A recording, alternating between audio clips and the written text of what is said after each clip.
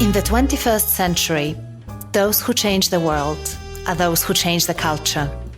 They get people in sync, lead tribes, create movements, and generate an energy field where ordinary people achieve extraordinary results.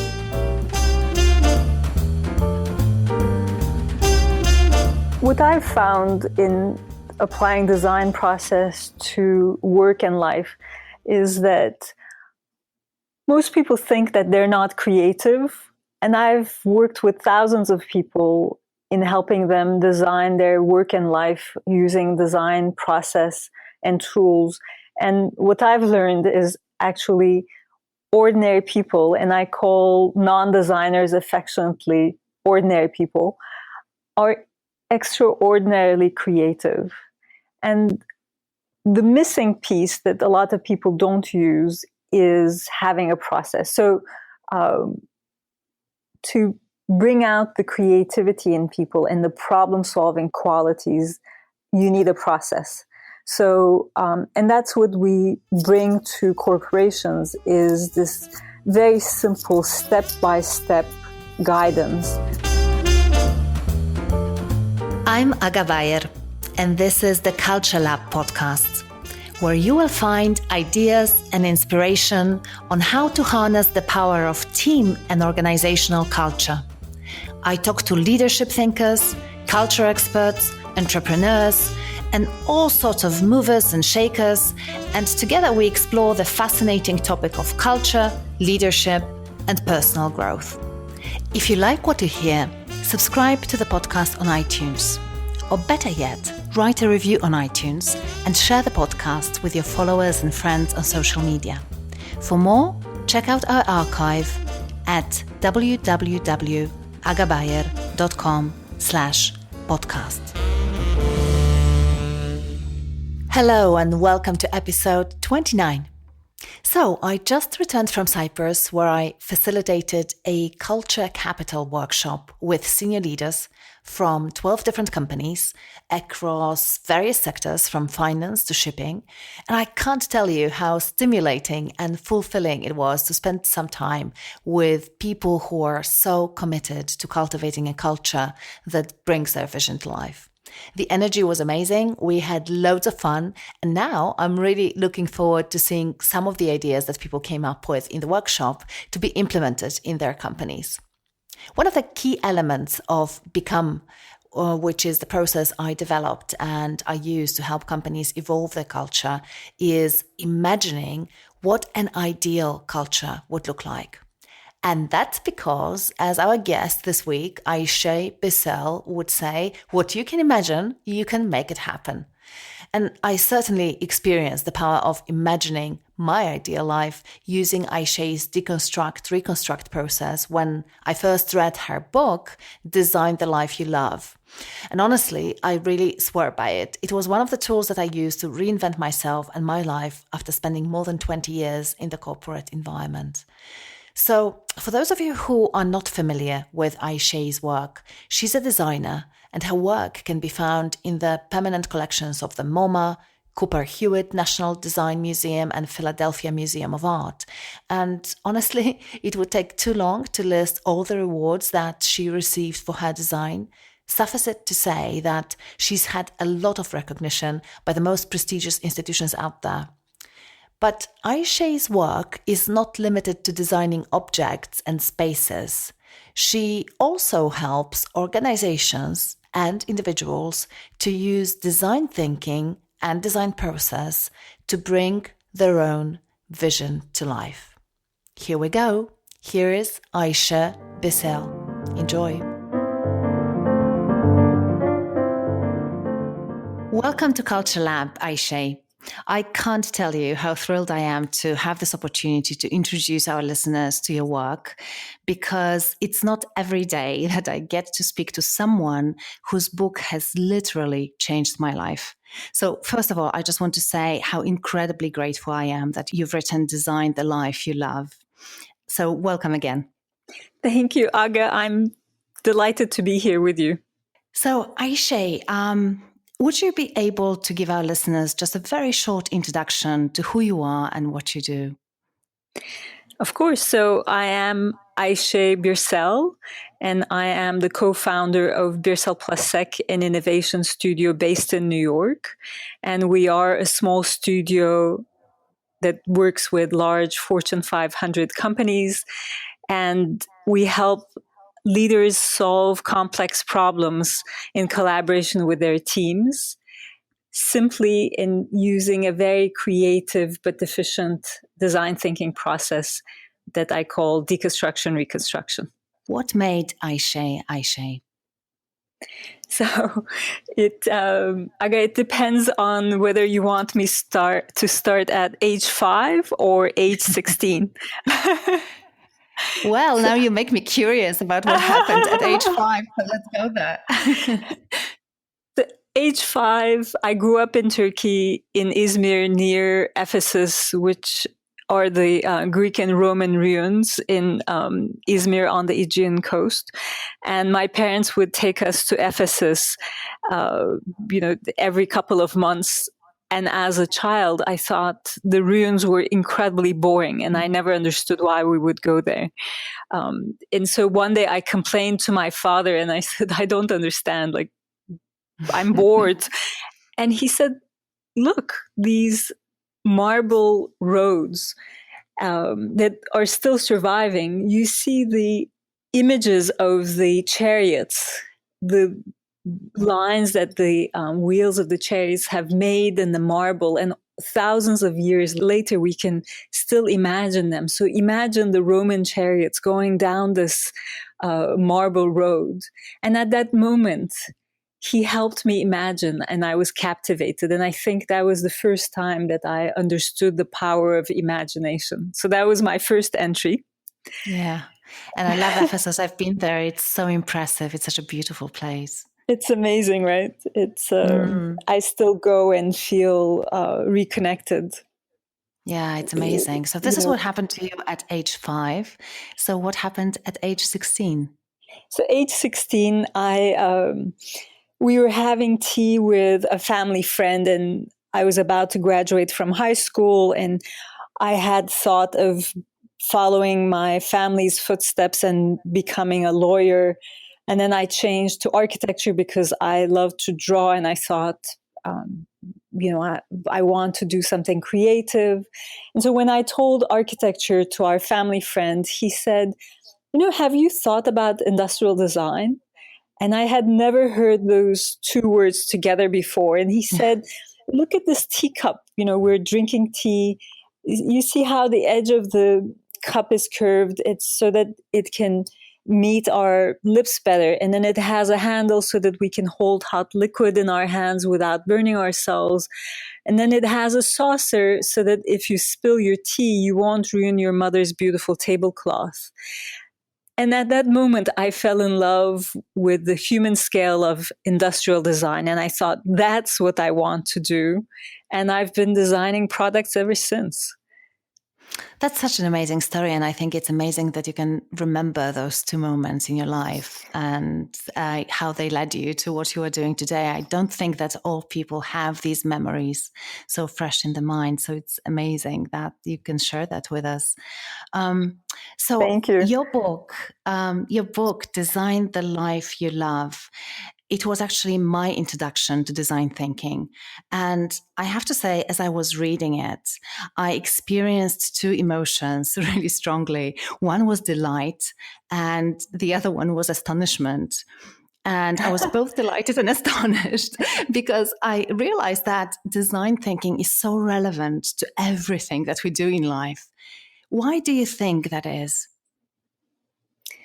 I think that 2 things. One is you might have felt that incredible connection because I think that our life is our biggest project. And just like a design project, it's full of challenges and limitations and constraints. In other people that, we're not alone in our life. We're in collaboration with other people, again, just like in a design project. So when I started applying design process to my life as an experiment, there was this incredibly natural connection that I felt, and I think, like you, other people are drawn to. And that's because you're looking at your life and these sets of problems with a creative eye, and thinking about, how can I change these constraints into opportunities, and how can I take what I know today and imagine the future. And just like in design, when you're designing a chair or a knife, like a kitchen utensils, I'm working on a project of kitchen gadgets and tools these days. What you can imagine, you can make happen. And so visualization is a big part of it. And so visualizing our ideas, whether it's for our life, for our work, or for a product, is really key to making the future happen. Yes. Yes, it's extremely powerful. And I think for some of our listeners, they know that because they sit down with their teams and they try to imagine their future and create that vision, right? Exactly. Aga, I think what makes a difference is, as a team, when you visualize an idea, when you have an idea together, what's powerful is you believe in that idea, that idea will change things for the better. And that gives you the needed energy and determination to make something happen. And if you do it together as a team, what you do is you build ownership. So the idea is not being imposed on you, but it's your idea together. And then everybody puts their hand in to make it happen. And correct. Yeah. That to me is the magic of design and having, problem solving and having great ideas. And co-creating with others, yes. Exactly. And sort of inviting them into that process. So to me, there are two aspects of that. One is the individual aspect, how you think, what you do as an individual, and then how you engage with your team members. So I'd like us to start with what mindset you need to have as an individual, because now, of course, this idea of design thinking is quite popular. So can you share with us a little bit of your thoughts about how can we start thinking like a designer in our daily work? Great. And you said mindset, which is one of my favorite words, and the other is mind shift, because the whole idea is shifting your mind from what you know today to what you can imagine tomorrow. And there are two things needed for this. One is the conditions in which you want to make a change.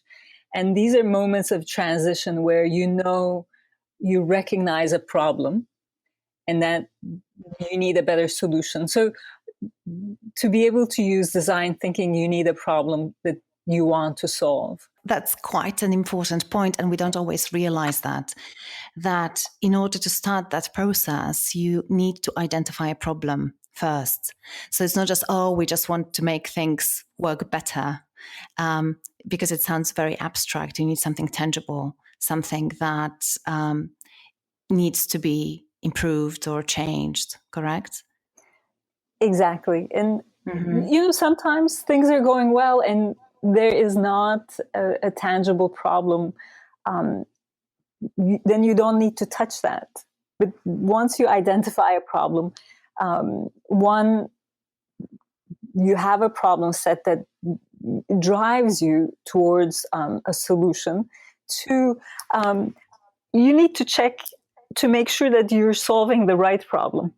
So that was going to be actually my next question, because I think it's so easy to see something and believe that we know what we see and then start addressing it and solving it. But actually very often halfway we realize, well, perhaps that wasn't really the actual problem. It's just what was visible on the surface, but we need to address the root causes. So my next question is, how can you know that you have identified the right problem? That actually is the first step of my design process, deconstruction, reconstruction. So deconstruction is all about take what you know and break it into its parts so that you can see what it's made up of. And there are different ways you can deconstruct something, but one of my favorite ways is to say, what do I know about this problem? What are my emotions about it? What are my constraints? What are my opportunities? And acknowledge often constraints are also our opportunities if you can shift your point of view about them and try to see them as opportunities. And then the last bit of it is to also say, what are my choices? Because we often forget that we have choices. So we can choose to go a certain way. We can choose to be collaborative. We can choose to take chances. We can choose to learn from each other. So, in this list can go on, but once you start thinking in these terms of what do I know? What are my constraints? What are my opportunities? What are my choices? What are my emotions? That immediately starts to help you think about the parts of the problem and almost become a very tangible way of understanding, am I solving the right problem? Do I have the right set of data? Are the constraints that I'm talking about real or imagined? Do I know what my choices are? And I'm using I individually, but you can also totally think about this as a collaborative tool, in which case you simply replace those with we are. And so that is the first step. And that's a great diagnostic tool to help you understand what's your problem. Is it the right problem? And immediately think of some of the opportunities that you can use to solve the problem. So when you do this analysis and ask yourself all these questions, what would be sort of red flags coming out of this process that indicate that perhaps you are focusing on the wrong problem? Sometimes it's really the teams that realize that. For example, they might think that the problem is an external problem, but they realize it's an internal problem. Individuals often say, I've come into the process thinking that the problem is others, but now I realize I'm the one that's blocking my own way. Or people will think, oh, it's a budgetary problem, and they realize it's not a budgetary problem, it's a personnel problem. Or we have the budget, but we don't have the right people. Or so it really helps kind of identify, or they'll think this is a product problem and realize it's actually not a product problem, but it's a user experience problem, that we really have to go back to the root cause. So it seems like basically you put the issue under a microscope and you pick it apart. And in that process, something magical happens because there are insights that people wouldn't normally be able to have about the problem that they are looking at. But I suppose it's not magic, really, is it? So what do you think happens? Why does it work so well? A couple things. And Aga, you're making me think that the reason that it works is the thinking like a designer. And I often start our session setting it up, framing it as we're going to think like designers. And every discipline have their way of thinking. But what I love about design is, one is design is about empathy. And so it's about putting ourselves in each other's shoes, in our users' shoes, in our co-workers' shoes. But it starts with empathy and understanding the problem in terms of the life and work of somebody else. And often recognizing that most problems are universal. And so it's understanding the other, but through that also understanding and kind of connecting with them personally, which I think is part of the magic. The other is design is holistic. It looks at the big picture. And so even this deconstruction that I just described helps people think holistically. For example, I find in organizations, often people don't think about emotions, and yet work is probably one of the most emotionally rich environments you can imagine. So if you don't address the emotion, if you don't address the spirit, how can you address some of the more tangible intellectual parts of the problem? It's collaborative.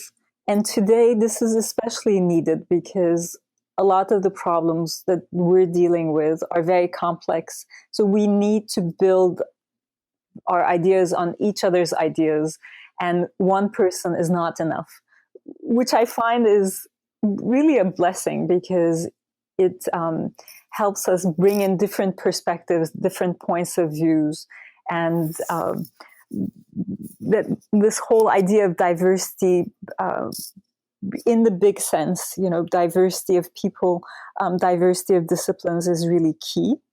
And then maybe the last part of it is asking what if questions.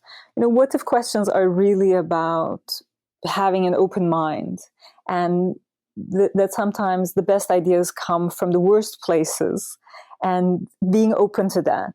And so being able to say, what if we did this?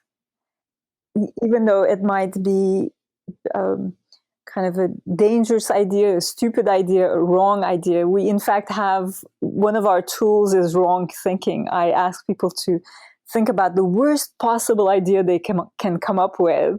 And to give them a context, I say the kind of idea that would get you fired. And then just get that out of your system, because we have those ideas. You get it out, and then you really intentionally try to then think about, well, how can I make this bad idea a good idea? Mm-hmm. So yes. Do you want me to give you an example? Yeah, absolutely. An example would be fantastic. Just a very simple example that came up in one of our sessions was like gossiping about people at work is probably a terrible idea.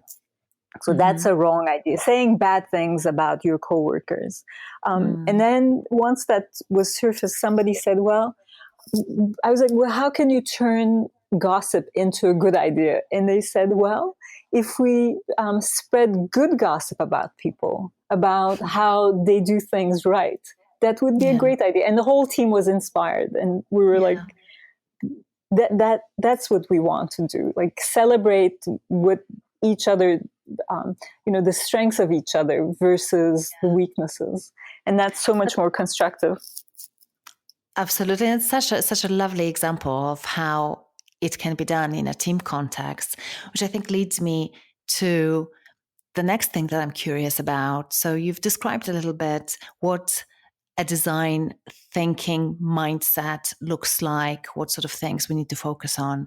And you talked to us about your process.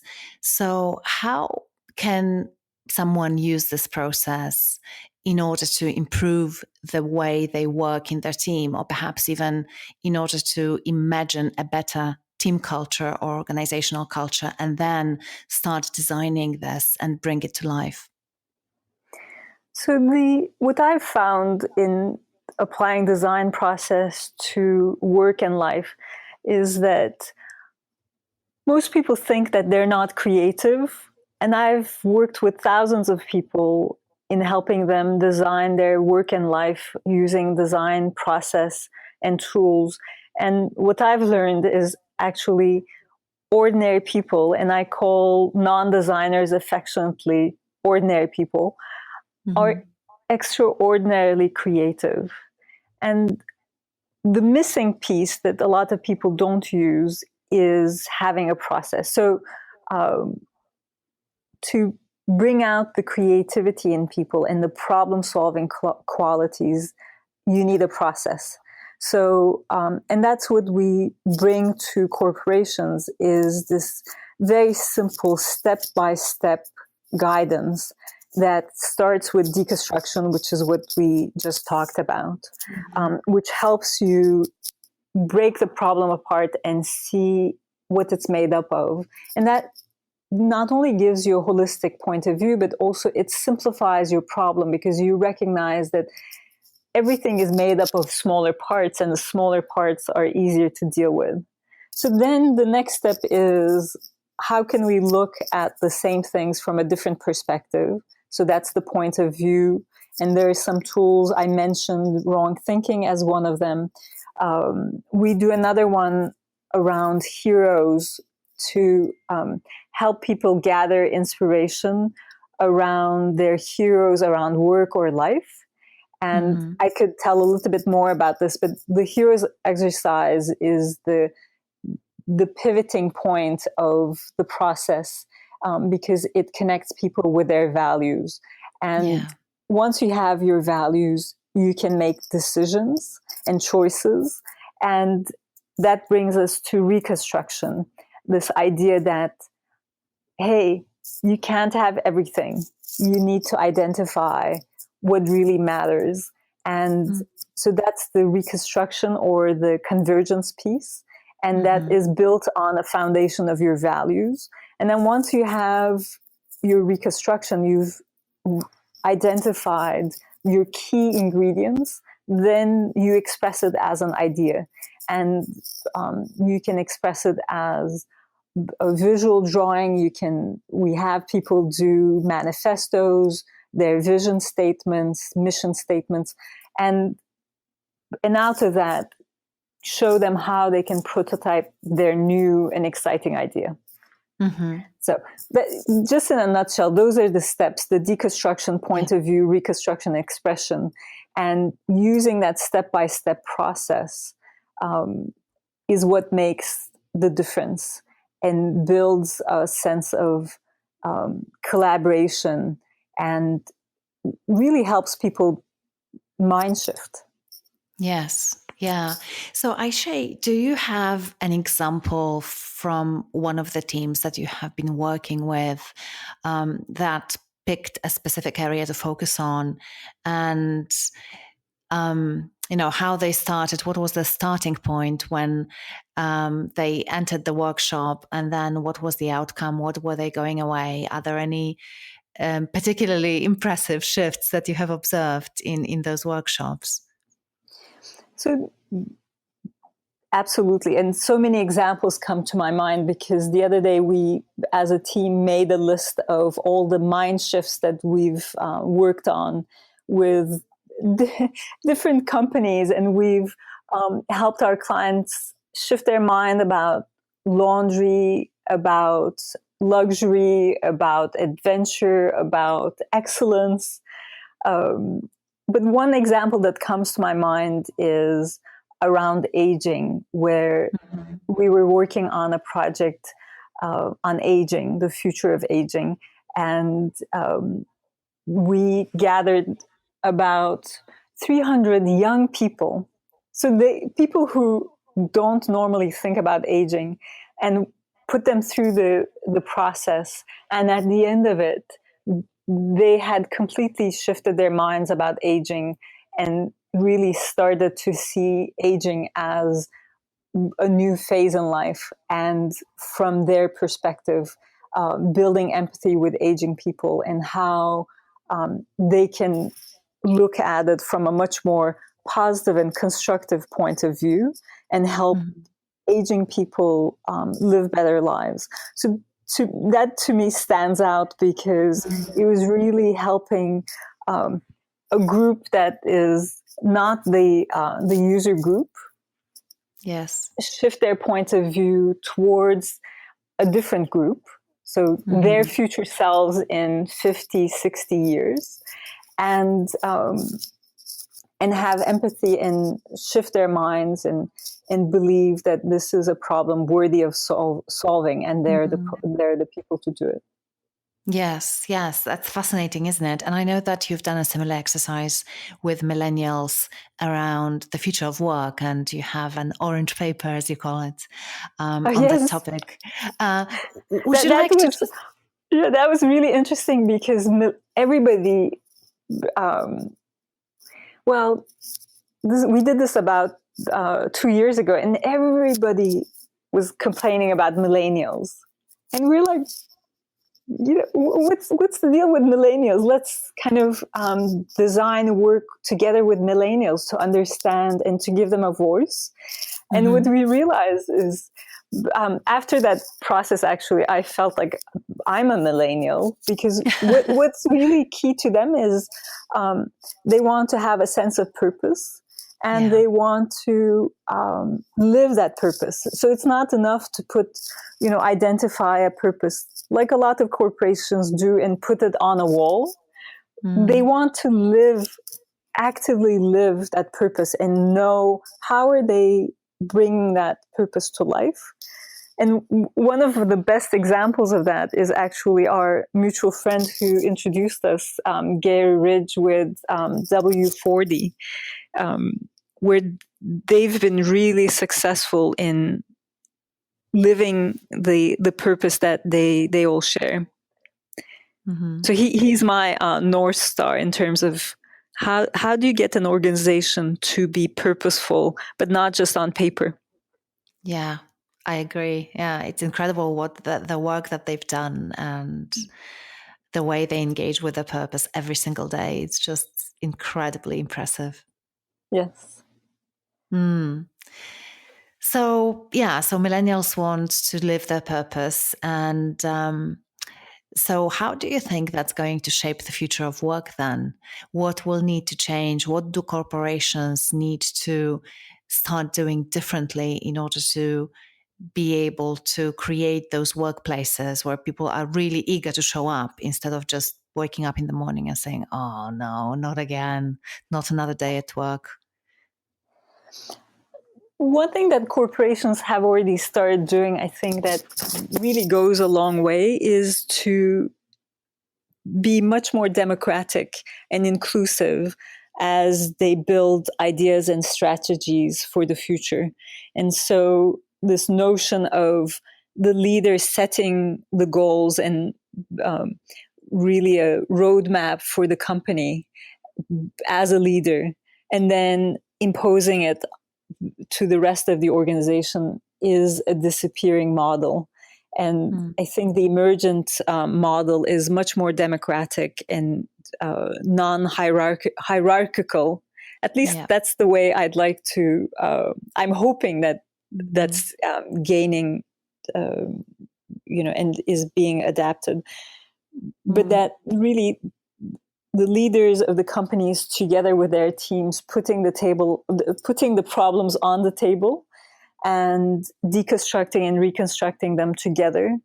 And Mhm. then, where everybody understands where the ideas are coming from and why you're doing it, what are the values that you're basing your choices on, and then what are the ideas that you want to prototype quickly, try out, Mhm. learn from, improve, and Yes. then develop into a new strategy, a new solution, a new roadmap. So Mm. to me, that's the key. Yeah, and this is another, I think, aspect of this because we talk a lot about design thinking, but what you are saying here is that then the next step is design doing. So actually implementing those things and experimenting with them and tinkering with them. So it's an iterative process, right? So you don't design something that's perfect day one and then just implement it and forget about it, but you need to play with it and you need to put it in practice or give it to the users for feedback and so on and so forth. So can you talk a little bit about this? Yes, I learned this idea of design doing from Don Norman, who wrote the seminal book, The Design of Everyday Things. And I interviewed him for my Inc.com post a couple weeks ago. And he said, Ayse, design thinking is dead. It's all about, design thinking is dead without design doing. Yeah. And just like you said, design doing it's one thing to come up with the idea, but you have to put them into practice. You have to model them, prototype them, and demonstrate them, because this is, when we do product design as well, there are always things to new ideas that are hard to put on paper, hard to talk about until you experience them. So this experience quality or component of any idea is really the differentiator. And so that is the design making. That in that you have to become comfortable with failing, because all design and all new ideas involve some risk. And that's the beauty of them, because they haven't been done before. And that's why they give you an edge, right? That's why you're innovating. You want to do something that hasn't been done before, and create a new and desired value. So to be able to do that, you have to make it and try it and prototype it fast and without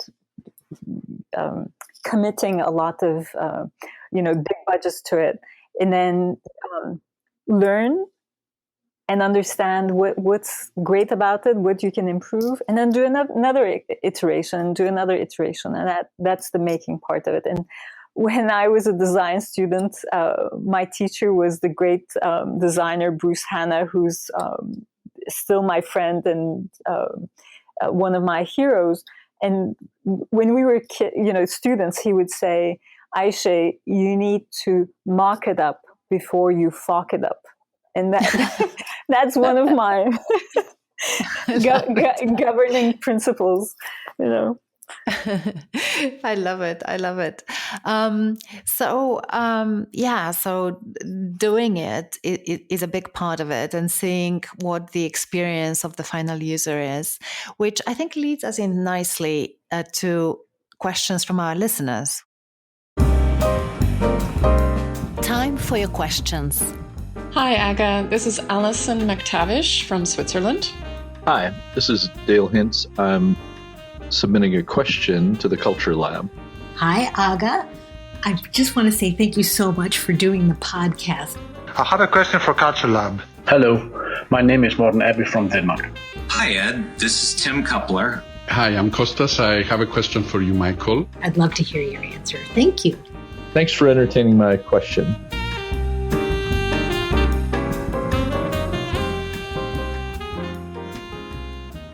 Hi, Aga. This is Eduardo from Mexico.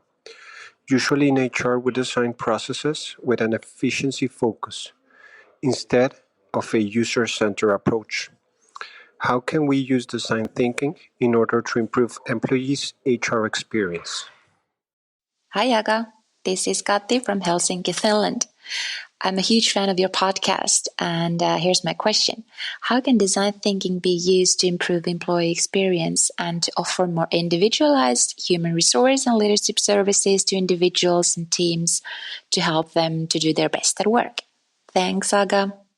First of all, thank you, Eduardo. This year I went to Mexico for the first time with my family and fell in love with it, so that was great. And went to Tulum, to be very specific. And then Kati, thank you for your question as well. And I haven't been to Finland. I would love to come. But one thing that when you mention Finland, they say that Turkish and Finnish come from the same language root. So immediately that brings us kind of these intersections. But those questions are really at the heart of what we do, and what I said earlier about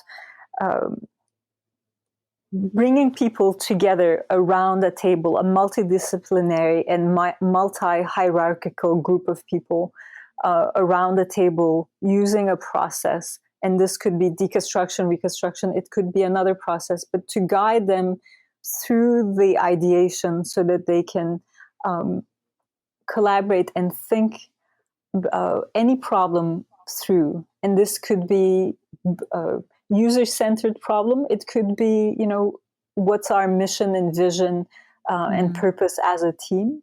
But to do it using a process is, I think, really key. And HR is recognizing this more and more, that people want to be part of the creative thinking, and I think what differentiates design thinking is what I talked about earlier, is to be able to, it helps you see the same things from a different perspective. And that, to me, is the center of really the heart of creativity. And to be able to do that, not as like, oh, I'm waiting for inspiration to strike, but to do it very constructively, very logically, step by step, is really key. The magic still happens, because that's the power of creative thinking. And suddenly you see connections you might not have seen before. But that a lot of people say it, and I will say it: trust the process. Yes. And Eduardo mentioned something that's interesting, that is, how do we do this while we're still very much concerned with efficiencies? Actually, one of the things that are most powerful about design is solving dichotomies. So dichotomies are kind of the contrast and the tension between the things we want and the things that we need. So on one hand, we want efficiency, or I should say we need efficiency, but we want to be more user-centered. And design thinking helps you resolve those dichotomies by looking at, for example, where have we seen examples of that elsewhere? And I often say, my favorite dichotomy is less is more. How could you create a system where you have less parts, or you have less, you can decrease your investment and economize, but with which you have more flexibility. Wow, so there's so much stuff to unpack in your answer to this, Ayse. Yeah, sorry. No, but it's wonderful. It's absolutely wonderful. I just want to make sure that our listeners can get full value of this. So I think one thing that you are saying is invite the final users to the table to co-create those solutions in collaboration with them, rather than doing something for people without ever consulting them. Exactly. Correct? Don't assume. Don't assume. Yes, exactly. Yeah. And test your assumptions and invite them to the table, engage them, make them part of it. And it links back to the point that you mentioned before, that you also want ownership. You want people to feel like they've been a part of it. It's going to be easier to implement it if they have been a part of it. And, exactly. And to your point earlier, Aga, it's what gets people out of bed in the morning. If they feel like they're part of the solution and that they're contributing to a higher good than their individual purpose, that makes all the difference. Yeah, absolutely. People definitely want to feel that they contribute to something bigger than themselves. So, and that's my experience as well. Whenever you invite people to come and join others to brainstorm on solutions to company problems, and especially in companies that didn't happen in the past, it's such a powerful experience for people and so engaging for everyone. And usually those companies then see, of course, increase in engagement scores and results. So it's been proven a number of times that it works. So that's one important point. Engage them, involve them, have them at the table. And then another thing that you mentioned, which I think, again, deserves underscoring, is those dichotomies and making sure that you don't adopt this mindset of either or. So we can either be efficient or creative or have a powerful experience, but it's all about framing the problem slightly differently and saying, okay, so how can we have a powerful, positive experience and at the same time make it simple and efficient? Exactly. And if I may, Aga, I just wanted to give you a very simple example of a dichotomy, just to show that we actually deal with dichotomies all the time. So my favorite dichotomy is, I want to be on vacation, but I need to work. Right? Me too. And they are opposing each other. So if you're on vacation, you're not working and not making money. And if you're working, you're not on vacation and you're not relaxing. So how could you resolve that dichotomy? And one example would be, okay, can you work a little bit on vacation? And this could be, like, I love to work when I'm on vacation, but in the sense that I'll just do something that interests me for an hour every day. And this could be learning something new. It could be seeing something new. It could be sketching in my sketchbook. But so I do a little bit of work during my vacation. And then my other goal is to feel like I'm on vacation while I'm working, which is not easy to do all the time. But I try to work with my friends and socialize with them at work. And we try to, go to museums together, or sometimes do walking meetings and discover things together. And it feels more like vacation. I also teach at School of Visual Arts, a graduate class on deconstruction, reconstruction. And every class I start by saying to my students, this is your work and it's my vacation. Because hanging out with my students is like the best time. And it feels they're doing the work and I feel like I'm learning from them. And so it's my vacation. Yeah. What a wonderful example. I think that a lot of our listeners can identify with that situation when you work during your vacation. But for me, it's a major paradigm shift to think, how can I have a little bit of vacation during my work time? And I'm sure that a lot of people are going to get inspired by that. So listeners, here's a challenge. How can you integrate things that feel like vacation into your work life? And maybe you can post some of those things on Twitter and tag us or on LinkedIn, wherever we are on social media. That would be really interesting to see I love what that. ideas you've had. Okay, so here's a challenge. Yes. Fantastic. And I would love to learn. I love learning from other people, their kind of little tools and tactics to make things better or more fun or efficient. And yeah, definitely. Yeah, so please let us know. It's at Coach Aga. And how about you? What's your handle on Twitter? It's at Ayse Birsel Sec. So Ayse Birsel, Birsel. Sec, SECK. Fantastic. So let us know. Let us know what ideas you have come up with. Which I think, speaking about how work can feel better generally, sort of leads me to one of my questions, which I had, because of course, a big part of what you do is designing objects and spaces. So I was curious to hear, what's your view on how physical space shapes and influences culture in organizations? Great. Thank you for asking me that, because one of our really expertise is very much about workspaces. We've been working with Herman Miller for 20 years, and Herman Miller is, for your global listeners, they are one of the most innovative manufacturers of office systems and office solutions. And so working with them in designing systems for them allows us to go beyond, kind of like to the next step. Everything we know about work and how we can help people work better and feel more connected at work to each other and to their work, feel motivated, then feeds into these the exploration of, well, how can you express that through products and systems for work environments?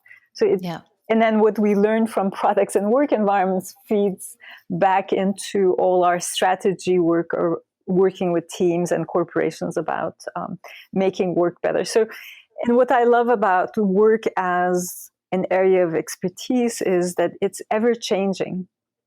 You know, it's not at all stationary. And especially today, we live in a world of incredible fast change in terms of technology, in terms of how people work, in terms of how people move.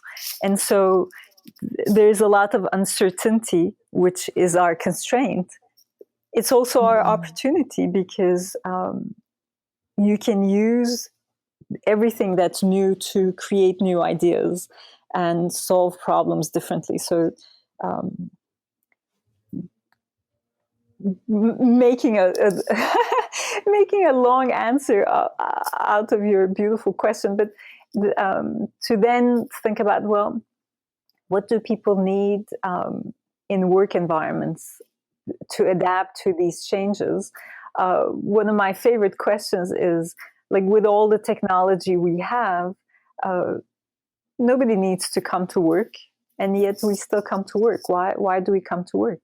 You know, and really the answer to that is, we come to work to see each other, to learn from each other, and to socialize. So it's this community of people dedicated to a shared purpose. Absolutely, or at least it should be this way. And I think these are definitely human needs. And very often still, unfortunately, today, you will hear people say, well, I come to work because I need the paycheck. But in fact, I think we all have those needs to socialize, to solve problems, to have fun, to learn new things. It's just that not all workplaces give people these opportunities all the time. And this, for me, is a big challenge to our listeners. How can you shape that culture within your circle of control, so that people get their needs met, not just for the financial sort of rewards that come out of work, but all those other social needs that human beings have. So that's fascinating. Exactly. Yeah. And I'm sure we could talk for hours. It's such an interesting topic. And as I told you, I've been really so impressed and so fascinated by this whole process. So for all of our listeners, if you want to check out what the process is and how you can use it, first of all, check out the book. Design the Life You Love. And I think our listeners can also go to your website and have a look at the process as well over there, correct? Absolutely. And the website is birselplussec.com. And fantastic. In Ayse, I just did a live interview with Interior Design Magazine that speaks a little bit to your last question about applying all these learnings to systems and work products.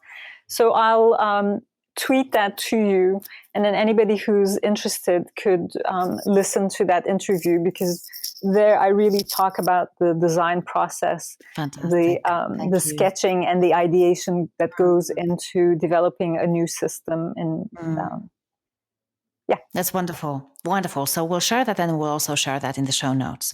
Okay, great. So let's move to the rapid fire questions. I have 5 questions for you. I have to answer them quickly, very quickly. Okay. Yes, 2 minutes, under 2 minutes. Okay, great. So the first one, how do you define organizational culture? Organically. It's an organism. And what is the sign, or perhaps signs, that a company culture needs some work, or perhaps even a major overhaul?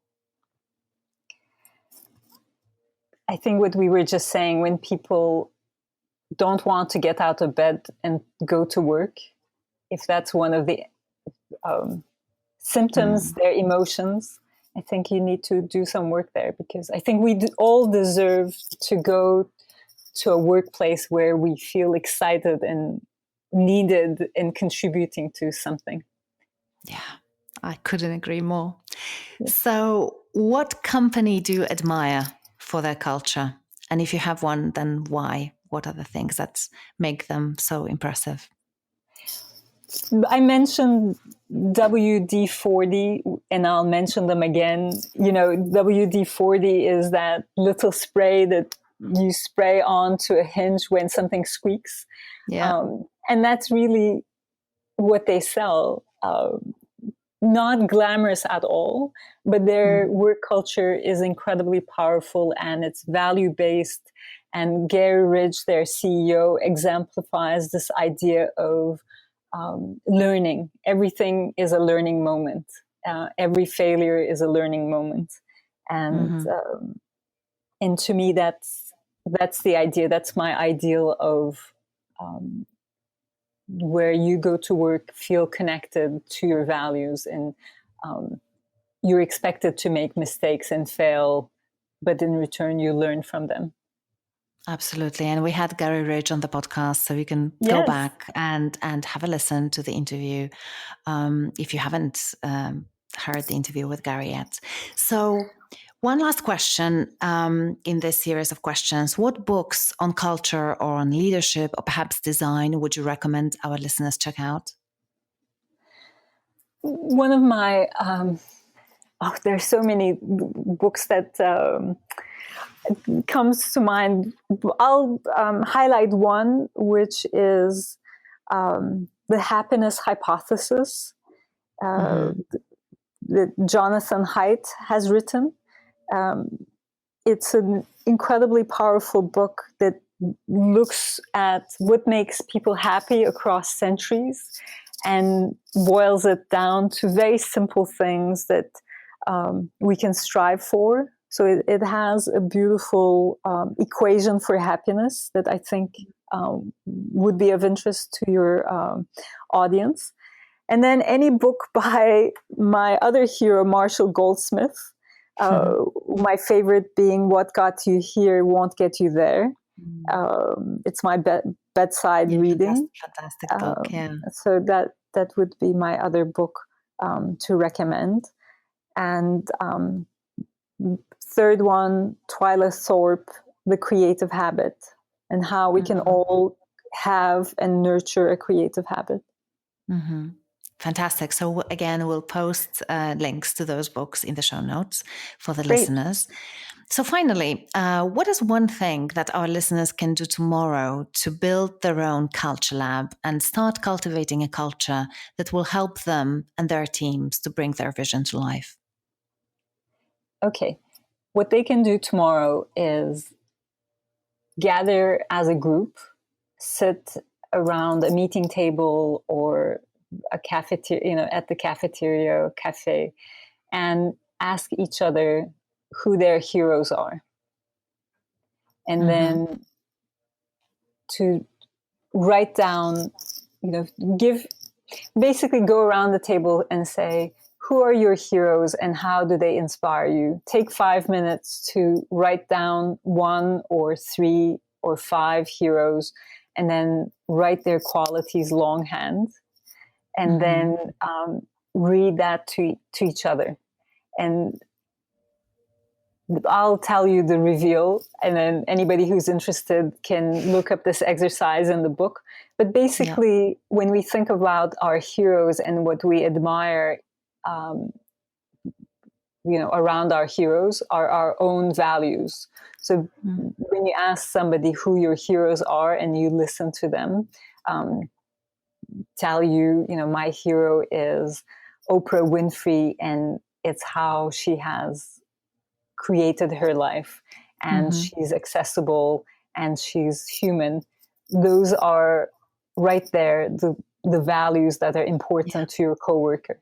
And then and different people value the same heroes for different reasons also. So that can be quite interesting. Exactly. And it's so much more powerful than asking somebody, like me asking you, Aga, what are your values? That's really a hard question. But if you ask somebody who are your heroes, and then through that understand each other's values, that's an incredible way to bring your team together. Yeah. It's a little bit like this question that I ask in this series, which is, which company do you admire for the culture and why?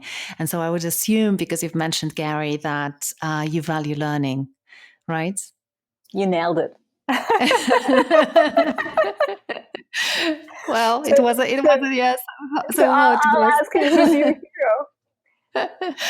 Oh, wow. It's I think I have a number of heroes. It's very difficult to sort of limit it to just one person, but I have some women in history.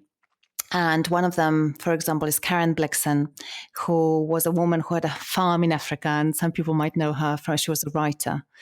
And, why do I consider her to be my hero is that she was an incredibly strong, powerful woman, in the sense that she was not afraid to take on a challenge that no other woman took on before in history of that country. She lived in Kenya, and clearly I place adventure and doing new things quite highly on my values list as well. Exactly. I was just going to say, clearly, Aga, you're strong and you're not afraid to take on great challenges. So yeah, that's exciting for me. It's very true. I do love, every time in consulting, you see this a lot when a client reaches out and says, have you done this before? We need help around this. Very often I'll say to myself, no, I haven't done this. I have no idea how to do this. But what I will say out loud is, I'm sure that we will figure it out how to do this. And we do, of course. So I love doing new things and sort of discovering what potential solutions might be. I say that every project is an experiment. Mm-hmm. We never know what we're doing, and we all pretend we do, but come on. Yes. Yeah, but the beauty of it is you experiment and you learn and you refine and you experiment again. That's it. Very true. Well, I don't know how comfortable our clients are going to feel now, having heard that. We have no idea what we're doing. No, we have a good idea of what we're doing, but every problem is different, Yes, exactly. That's the point, that there is no recipe. There is no recipe that you can replicate across many different organizations, because each organization is unique. And so we need to keep that in mind. So, Ayse, one last question is, who do you think I should invite to be a guest on the podcast? Do you have any people that you could introduce me to and you believe would be amazing guests to speak to? Yes. May I answer with two people? Absolutely. The more the merrier. So one would be Beth Comstock, who was the former GE executive, who's one of my heroes. And she just, her new book is coming out tomorrow. Yeah. And I think she would be a great example of a strong woman who's not afraid of taking on great challenges. And the other would be my friend Whitney Johnson. We've had her already on the podcast. She was amazing. Okay, so I loved her. And I love her new book, Build an A-Team. Yeah. So, you've had Whitney. So the next one, Beth Comstock. Fantastic. Thank you so much. That's a great idea. And my pleasure. I'm following her, so she definitely would make an amazing guest. Yes. And if I may, her new book is Imagine It Forward, coming out tomorrow. For anyone who's interested. Which I can see why even that title would resonate with you so much, right? Because you are all about imagining what's possible. Yes. Beautiful. So would you like to leave our listeners with some final words in terms of, just wrapping up and your final thoughts? What I've learned is that, things are changing so fast that the old roadmaps don't apply anymore. The roadmaps that we all grew up with and were educated with, so which is an incredible constraint. But as I mentioned, in design, every constraint is also an opportunity. So this is our opportunity to get creative and to imagine original ideas around work, around life, and to create our own roadmaps, individually and collaboratively. So there are no roadmaps. Design your own roadmap. I love it. And redesign it and redesign it and redesign it. Yeah, and keep evolving it. Absolutely. Because I think that there's no destination. The world will not stop evolving. So our maps need to get updated. Exactly. As well, right? Yeah. It was wonderful speaking to you. Thank you so much for this interview. It was such a pleasure for me, Aga. Thank you for inviting me. Thank you. It was a pleasure. Thanks a lot. We've given you a website. We'll post it also in the show notes for listeners who want to check out your work and be in touch with you. So we'll put on your Twitter and LinkedIn profile and your website. If there's anything else that you'd like to give to our listeners in terms of where or how they can contact you, please let me know. I will. Thank you. Thank you, Ayse Birsel, for this conversation, and thank you for doing the amazing work that you do. Thank you to all our listeners for tuning in. Thank you to our sound producer, James Eade of Be Heard, the production manager, Lindsay Nunes, content editor, Rachel Nice, and art director, Emily Spencer. If you like Culture Lab, I would be ever so grateful if you could rate and review this podcast on iTunes. It really helps us to get the word out there, and it enables listeners like you to find the podcast. By rating, reviewing, and sharing with your network, you help us create the ripples that contribute to building awesome workplace cultures. And before we go, I have the preview of the next episode for you. This time, my guest is Lisa Unwin, the founder of She's Back and the author of a book with the same title. Lisa's work addresses the lack of clear opportunities for women, but not only women, to return to professional life after taking a career break. Lisa and I talk about the culture change that we'll need to see happen in order for people to feel supported and welcome when they decide to rejoin the workforce after a break. Here is a short preview of our conversation. Bye for now. I think one of the fundamental issues that organizations have to tackle is this question of flexibility and agility, and not just around the when and the where work gets done, but also how much people need to work and how efficient they are. Because one of the things I notice is that although we've got all this technology around us that is supposed to make life easier, in actual fact, it seems to mean that people are working 100% of the time. People are checking emails in the evening. It's dominating and infringing on all of our personal lives. Thank you for listening to this episode of Culture Lab. If you found any moments that were interesting, inspiring, or maybe even game-changing, please share it with someone who'd appreciate it. After all, good ideas are meant to be shared.